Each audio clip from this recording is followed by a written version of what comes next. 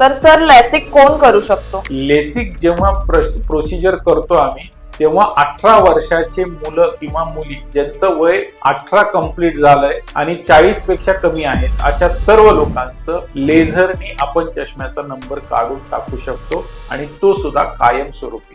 आणि लॅसिक मध्ये वेदना होतात का? लेझर प्रोसिजर जेव्हा डोळ्यांवर आम्ही करतो तेव्हा त्याला सरफेस अॅनेस्थेशिया किंवा ड्रॉप्सनी फक्त भुलेचे ड्रॉप्स आम्ही टाकतो जेणेकरून पेशंट्सला कुठलाही प्रॉब्लेम येत नाही किंवा कुठलाही पेन सेन्सेशन जाणवत नाही आणि पेशंटला कुठलाही त्रास होत नाही. लॅसिक सर्जरीला साधारण किती वेळ लागतो? ऍक्च्युअल लॅसिक सर्जरी जर तुम्ही बघायला गेलं ज्यामध्ये आम्ही प्युअर लेझरचा वापर करून आपण कॉर्नियाला रिशेप करतो त्या प्रोसिजर मध्ये हार्डली 10 ते 12 सेकंद लागतात.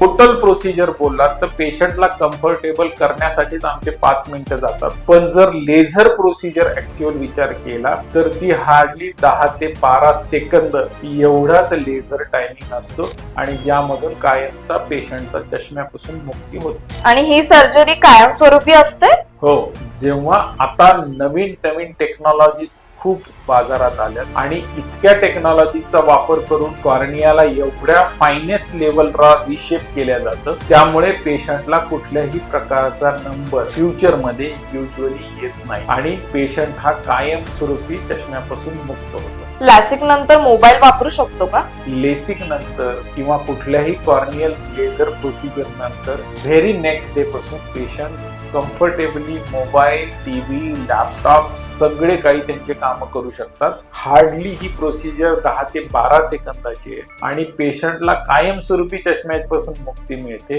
एक दिवस जर त्यांनी थोडंसं कम्फर्टेबली डोळे बंद ठेवले तर नेक्स्ट डे पासून पेशंट्स हे हॅपीली मोबाईल, लॅपटॉप कुठल्याही प्रकारची स्कीम कायमस्वरूपी वापरू शकतात.